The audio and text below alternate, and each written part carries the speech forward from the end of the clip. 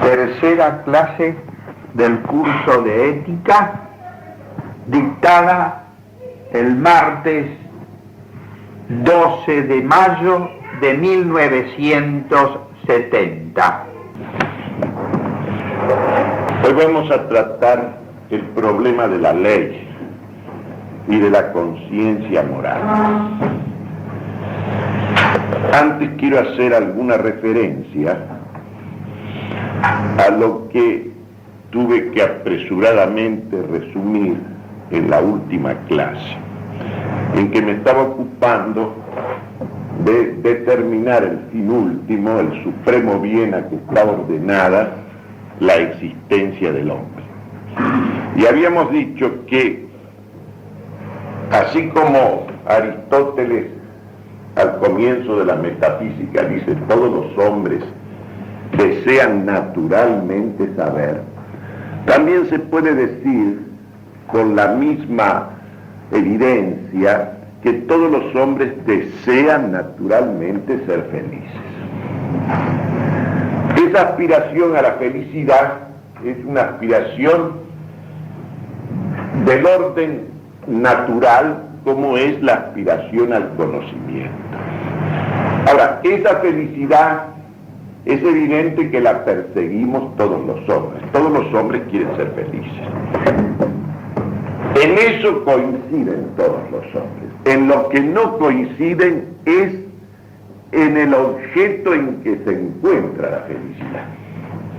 Puesto que unos las ponen en unos bienes y otros los ponen en otros bienes. Evidentemente que esa felicidad hacia la cual el hombre tiende no puede ser la felicidad de un momento, una felicidad transitoria, algo que nos colme en una circunstancia determinada e inmediatamente comencemos a estar otra vez insatisfechos deseando otro bien, otra cosa.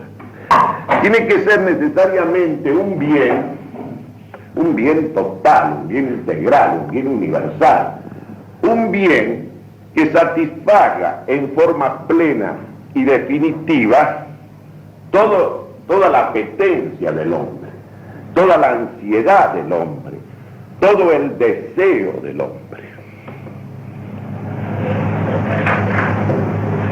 Y evidentemente, si nos ponemos a considerar como lo hace Santo Tomás, como lo ha hecho antes Aristóteles, los distintos bienes en que los hombres han puesto al su anhelo de felicidad, o han creído encontrar y han buscado allí la beatitud, la bienaventuranza, advertimos que, comenzando por los bienes exteriores, riqueza, honores, fama, poder, ninguno de esos bienes puede colmar al hombre. Empezando que son bienes que así como se tienen, se van. Por otra parte, es evidente que son bienes que se pueden adquirir, pero que finalmente los tenemos que dejar. Primero, porque no dependen de nosotros el poseerlos. Segundo, porque los que los conceden pueden quitárnoslo. Y finalmente, porque no podemos llevarnos nada de eso. Finalmente, somos despojados de esos bienes. Aparte de eso, el poder, por ejemplo, que es una cosa seria, tiene más bien razón de principio que de fin. Es un principio que sirve para obrar. Y uno puede obrar bien y obrar mal, emplear bien ese poder o emplearlo mal. De tal manera que tampoco el poder, a pesar de que permite, cuando se lo usa bien, obrar cosas magníficas, no podemos decir que pueda ser un bien supremo. En cuanto a los bienes del cuerpo, comenzando por la salud, es una cosa que se tiene y se pierde, y que finalmente se pierde irremisiblemente. Aparte de que, como les decía el otro día, no estamos para semillas. Hay que morirse. Entonces, si tenemos que morir, uno se da cuenta que si bien hay que cuidar la vida, no podemos empeñarnos tanto en su cuidado como debemos empeñarnos en prepararnos para la muerte, que es una cosa realmente seria. Lo más serio que tiene la vida es la muerte, esta vida. Y piensen ustedes que hasta los filósofos paganos, un Sócrates, un Platón, consideraban que la filosofía era justamente la sabiduría que tenía como finalidad enseñarnos a morir, a saber morir. Y el placer, finalmente, como les decía, tampoco, porque el placer es más bien lo que culmina el florecimiento de un acto, la consecuencia de algo, de un bien que poseemos, que logramos, que alcanzamos. No es una cosa, digamos así, que tenga ella razón de fin último, que pueda tenerlo en ningún caso, y mucho menos los placeres corporales. Son efímeros, son transitorios, inclusive fatigan, de manera que quedan descartados. Los bienes del alma, que son bienes más altos, más consistentes, más persistentes, más elevados, como por ejemplo la ciencia, la sabiduría, la virtud, son evidentemente bienes que tienen valor de fines, pero no de fines últimos, ninguno de ellos. Porque si bien es cierto que la sabiduría nos permite en alguna medida acceder al fin último, al conocimiento de la verdad absoluta, ese conocimiento en el orden natural no lo podemos tener directamente de Dios, de ese bien supremo, de esa verdad absoluta. No lo podemos tener. A esa verdad absoluta solo la podemos contemplar en las cosas creadas, en el orden de la creación, en las verdades creadas. Porque hay dos maneras de conocer una cosa. Una es ir de la causa al efecto, del principio a la consecuencia, que sería la manera más normal, la más perfecta del punto de vista de la ciencia. Y otra es ir del efecto a la causa. En el caso del conocimiento de Dios, nosotros no podemos, digamos así, naturalmente, sino llegar a la idea de Dios, a la verdad de Dios, de su existencia, sino a través de sus efectos, a través de las criaturas, a través del orden creado. Evidentemente ese orden creado, ese maravilloso orden creado por Dios, que hasta en sus disonancias tiene precisamente, nos da razón de ese orden, hasta eso lo alcanzamos, digamos así, alcanzamos a través de ese orden la necesaria existencia de un ordenador, pero nosotros no podemos llegar a él mismo, siendo que el fin último, que el bien supremo es evidentemente la visión de Dios. Pero como esa visión de Dios solo lo podemos tener en su misma luz, puesto que la luz natural de la razón es tan pequeña, tan insignificante, tan limitada, nosotros no podemos alcanzar eso que nos colmaría. Alguna intuición de esto tuvieron los maestros griegos. Esto de ese ideal del sabio, eso de que la felicidad suprema estaba en la contemplación de la verdad, la contemplación de Dios, del acto puro, el motor inmóvil del bien supremo. Sabían que ese era el camino y estaban efectivamente en el camino, pero evidentemente el hombre no puede acceder a esa contemplación en su misma luz. Y en esta vida eso es absolutamente imposible, además. Por eso dice San Agustín tan maravillosamente en las confesiones, dirigiéndose a Dios, que yo te vea, que yo muera para no morir.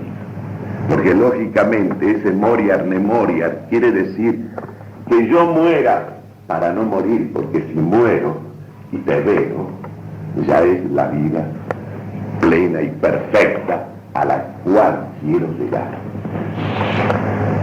En consecuencia, la bienaventuranza es cosa del alma, porque es cosa que tiene que ver con esas potencias superiores del alma humana que son la inteligencia y la voluntad.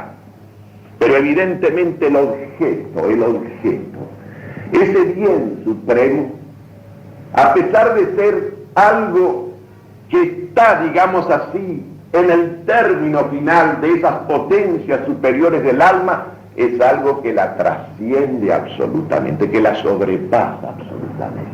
El mismo Agustín lo dice también con esa finura insuperable. Él dice, hablando de Dios, eres más íntimo en mí que lo más íntimo de mí mismo, pero estás en mí, sobre mí. Son juegos de palabras, pero es la única manera en que el lenguaje humano puede decir cosas de Dios. Como aquello otro que él mismo dice también en las confesiones. ¿Qué podemos hablar cuando hablamos de ti, oh mi Dios? Sin embargo, si los que hablan no hablan de ti, están mudos. ¿Qué podemos decir? ¿Qué podemos hablar de ti cuando hablamos de ti? Sin embargo, cuando hablamos y no hablamos de ti, es como si no dijéramos nada.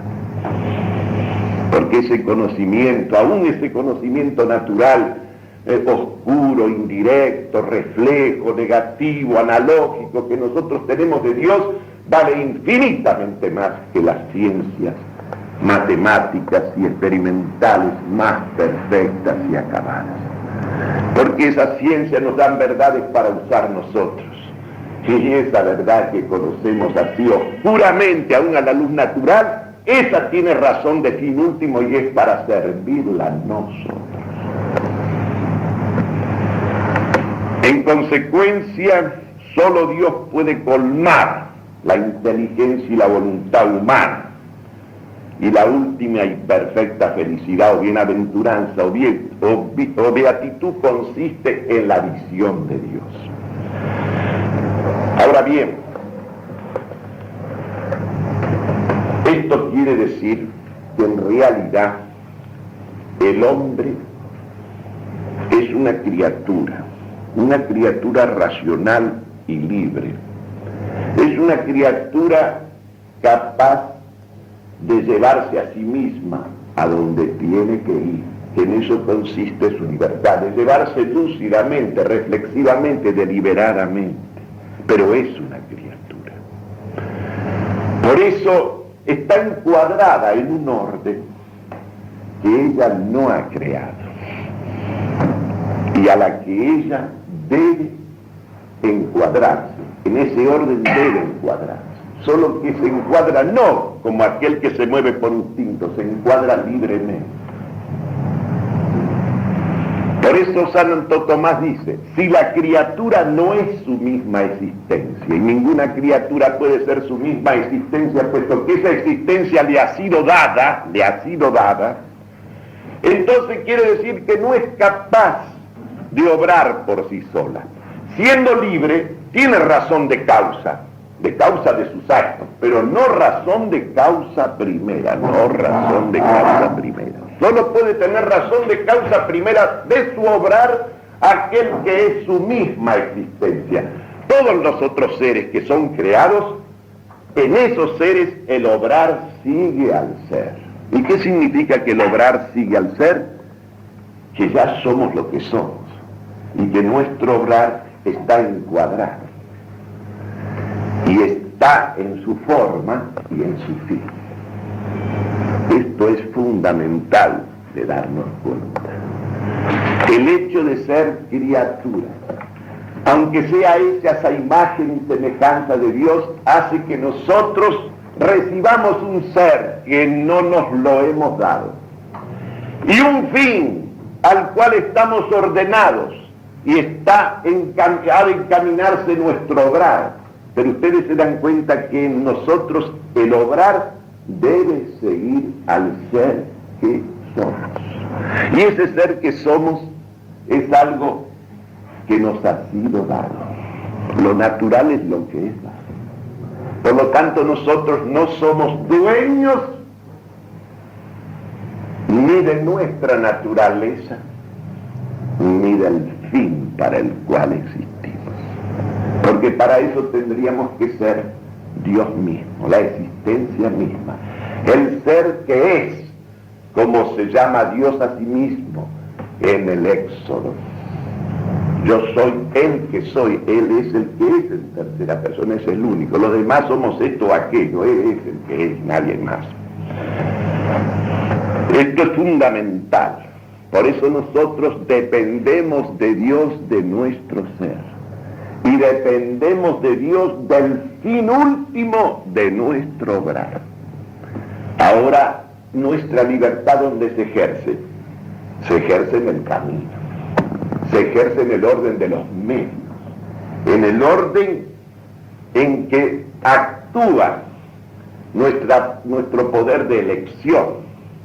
Todos aquellos bienes que son particulares, que son limitados, o todos aquellos medios, todos esos medios relativos, parciales, son cosas que se ofrecen a nuestra elección, y sobre ellos nuestra voluntad ejerce lo que ya estudiaremos, lo que se llama una indiferencia dominadora.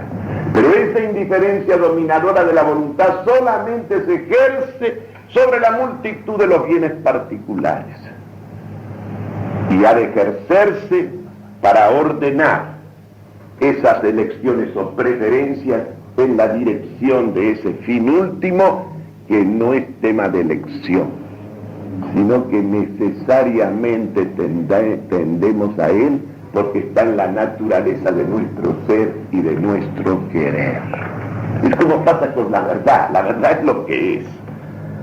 Yo no puedo, frente a 2 más 2 igual a 4, hacer otra cosa que reconocer la evidencia de esa verdad. Lo mismo pasa con la ley moral, con la ley natural, con esa ley que es un reflejo en nosotros de la ley eterna. Y les recomiendo su lectura, en el libro de Garrigou Lagrange que se titula El sentido común, que escribió a principios de siglo, pero después, 30 años después, él agregó en la parte tercera agregó en el capítulo 4 unas notas extraordinarias de claridad, de sencillez y de profundidad sobre la primera mirada de la inteligencia natural, sobre la primera mirada de la inteligencia práctica, de la razón práctica, y sobre la mirada en el orden sobrenatural, o sea, en la fe. Garrigou Lagrange, Garrigou Lagrange. El sentido común. El libro está traducido al castellano. Tercera parte, capítulo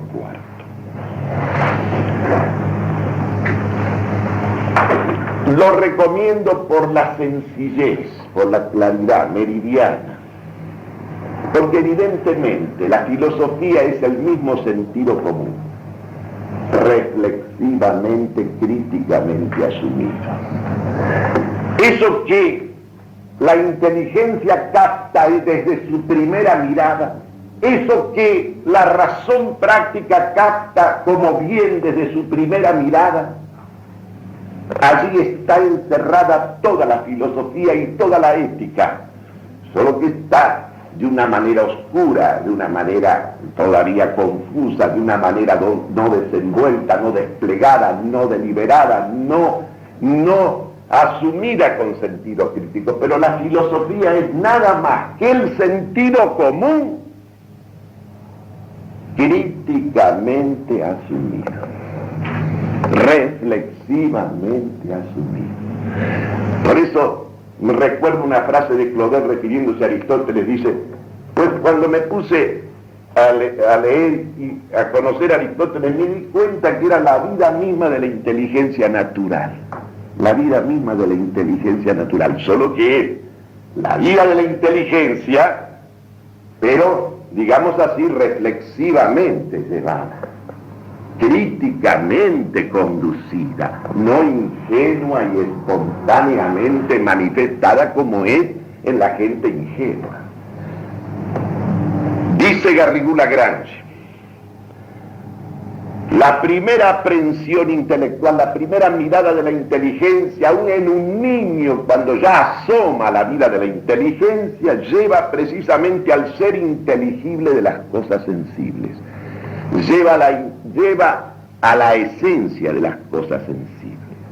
La inteligencia tiene así, dice, un primer contacto con las cosas, una primera noción oscura del ser y de los principios que están implicados en el ser, que luego se van a desplegar en la lógica, en la ontología, pero ya está encerrada en esa primera mirada. Y por eso ustedes ven que en el lenguaje común, en el lenguaje vulgar, primero, cuando una persona dice, vayamos al grano, no se me vaya por las ramas, ¿qué le está diciendo? Vayamos a la esencia y no se me escape usted por la línea de los innumerables de los accidentes. Cuando le dice que no le haga pasar gato por liebre, le está diciendo, no me cambie la esencia. Si usted está hablando de liebre, siga con la liebre, no me haga pasar gato por las apariencias. Si se dice vulgarmente, más vulgarmente, eso de meter la mula, es justamente cambiarle el ser de las cosas.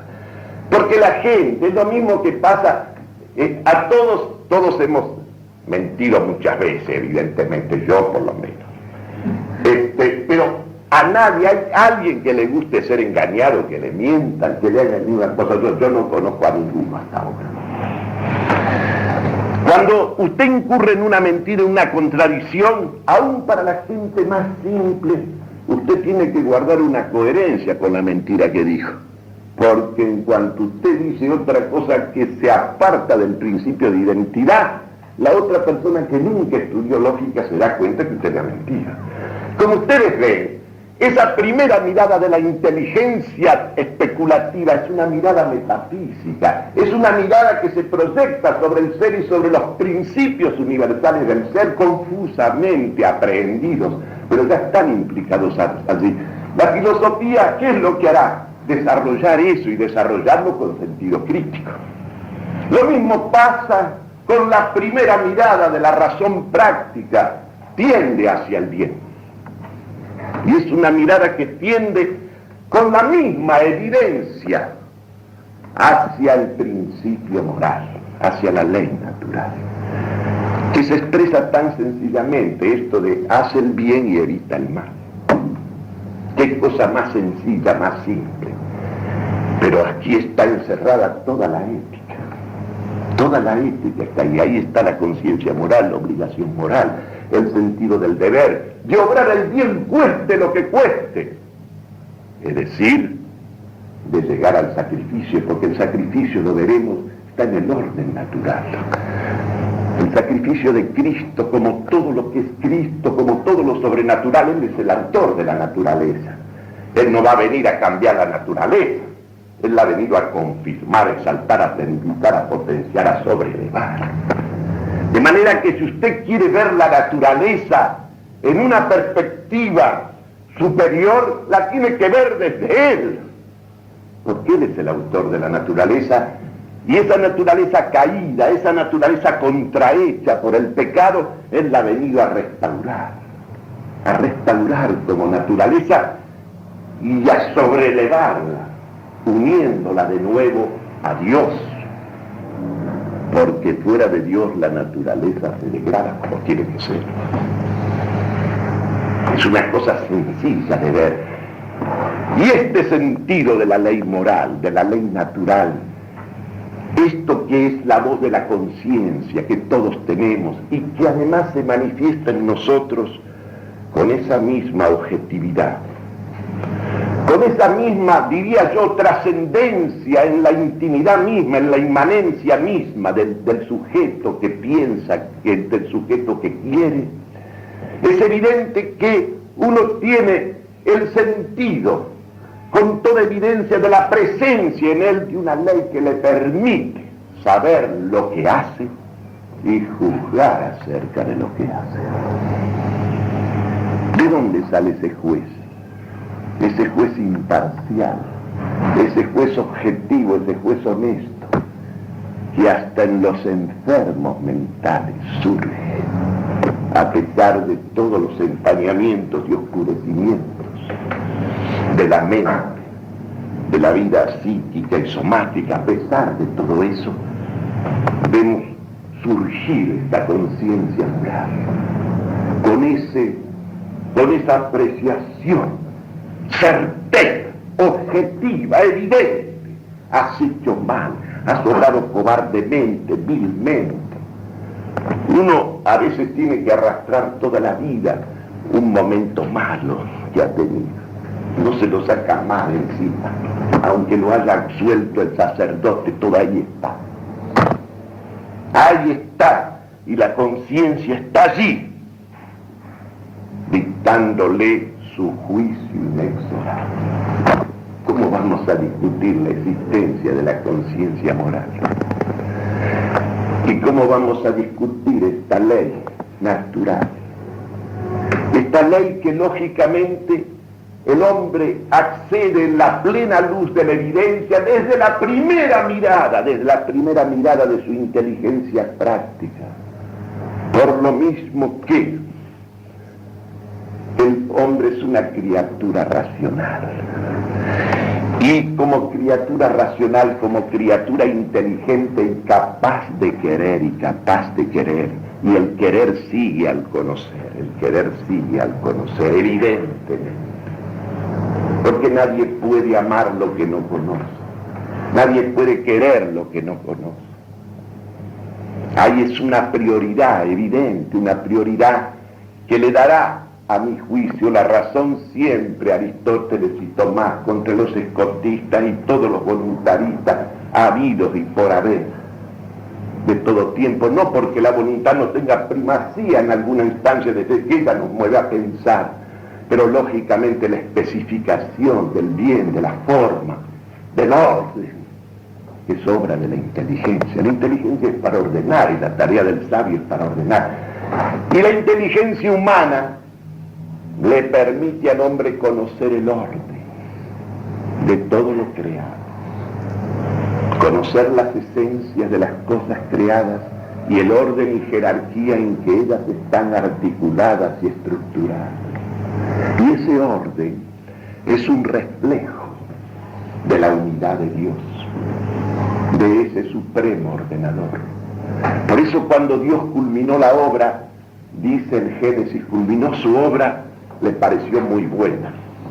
Primero le parecieron buenas las cosas que iba haciendo, como no le iban a parecer buenas, pero cuando las vio en el orden, les pareció muy buena. ¿Por qué? Porque el orden es lo mejor que las cosas tienen. Y cuando las cosas pierden el orden, dice Tomás, pierden lo mejor que tienen. Y la inteligencia es la que capta, la que conoce, la que entiende, la que lee en el interior de ese orden del universo y de él mismo. Y ese orden, esa jerarquía de las cosas, porque la naturaleza, el universo creado es una aristocracia.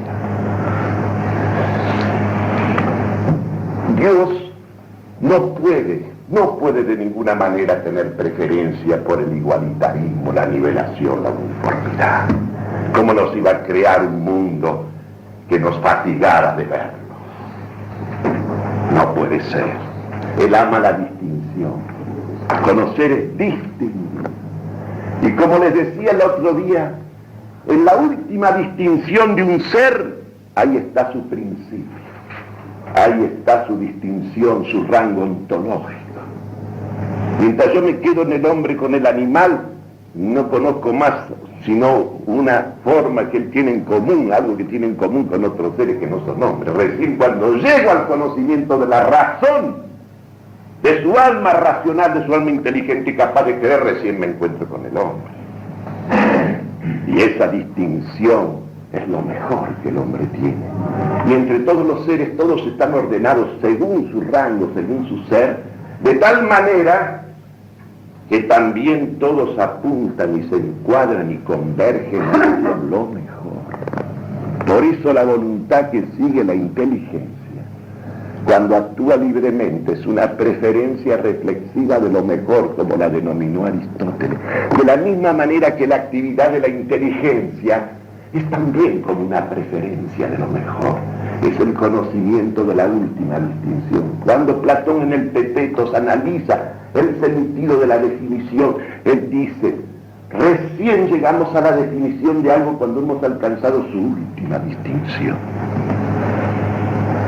Distinguir y jerarquizar, esto es ordenar en la mente, en el orden de la verdad, el orden que las cosas tienen fuera de la mente, y la voluntad del hombre, actuando libremente, la ley natural, la ley moral, no es sino el ordenamiento del hombre, con su facultad de conocimiento y de querer hacia lo mejor. ¿Y quién es el mejor? El mejor entre los mejores. El principio de toda distinción, de todo lo que es bueno, es aquel bien supremo, es aquel mejor entre todos, es aquel distinto entre todos. Esto es una cuestión fundamental. Además nos permite comprender una cosa sobre la cual quiero insistir, y por eso vamos a comentar un texto de Kant, porque tenemos que referirnos, claro, a alguien que ha pretendido y que ha tenido además una proyección universal y la tiene todavía, distorsionar estas verdades del sentido común que la filosofía elabora críticamente. Y ha pretendido precisamente que una autonomía de la voluntad humana, de la criatura humana, que solo podría corresponder a aquel ser que es su misma existencia. Porque en todos los demás seres, repito, que son creados, la actividad sigue al ser, la operación sigue al ser, según es obra. Y eso que es, no viene de él, le ha sido dado. Pero mire, entonces, ¿qué ocurre? Lo acabamos de ver. El fin último no puede ser la voluntad misma, ni algo de la voluntad, ni algo que está en el querer mismo, sino es algo hacia lo cual tendemos. Como la flecha disparada por el arquero hacia un blanco.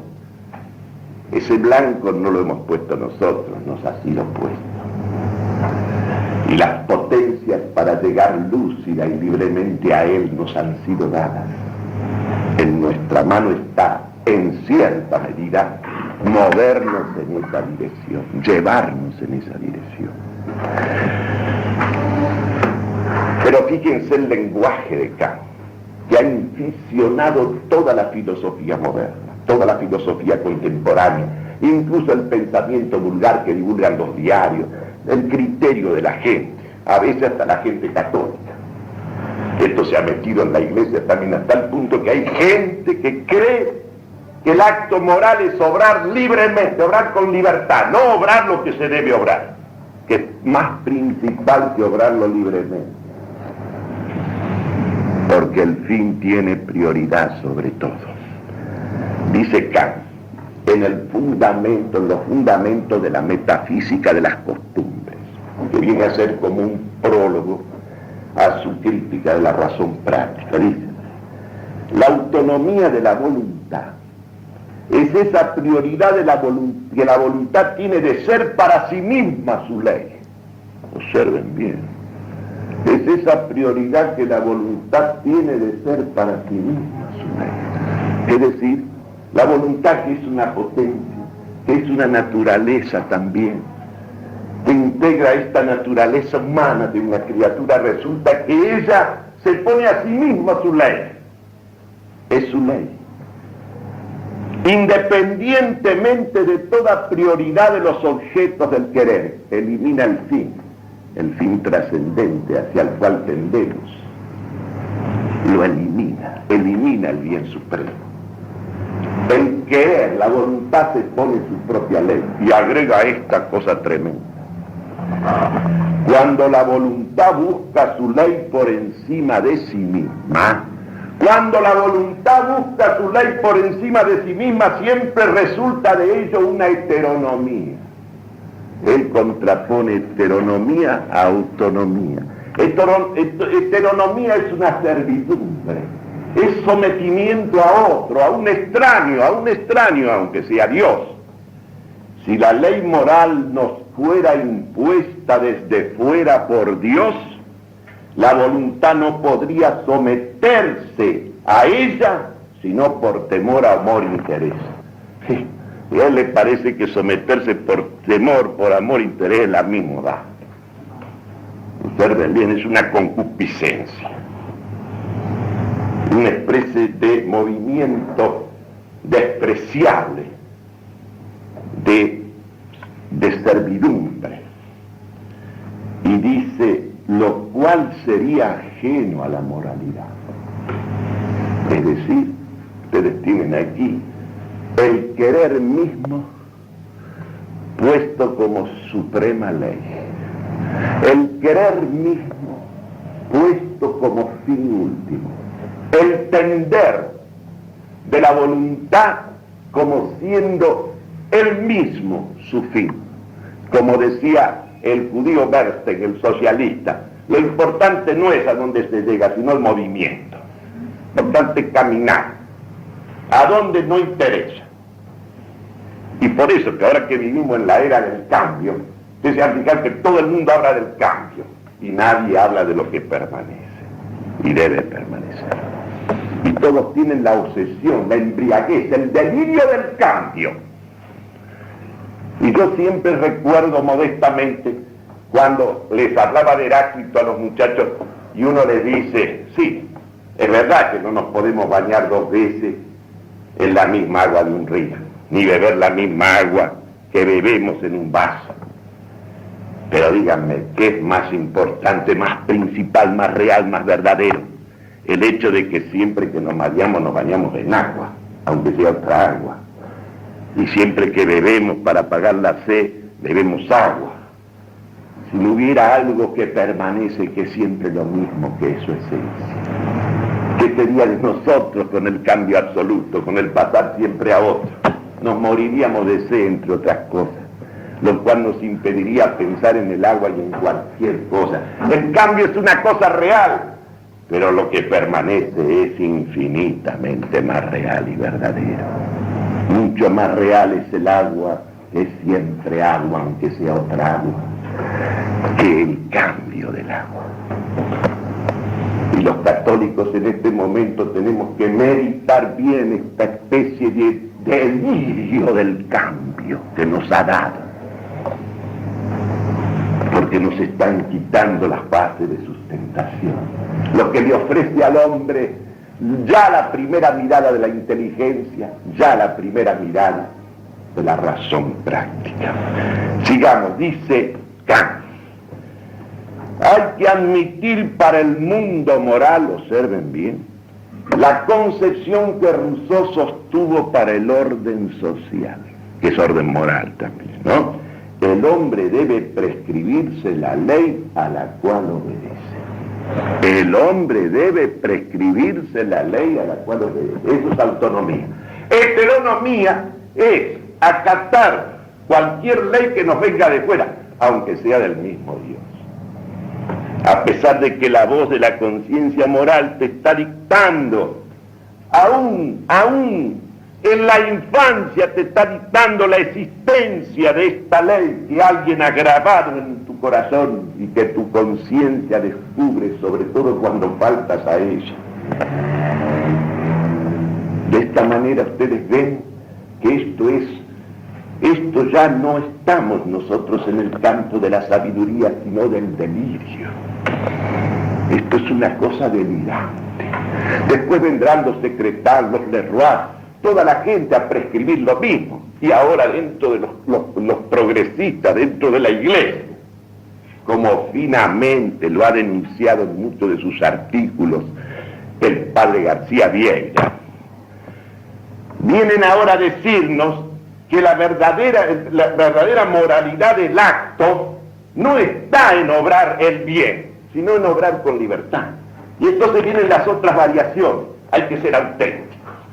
La autenticidad, en lugar de la verdad, la autenticidad. La sinceridad brutal, como les decía el otro día.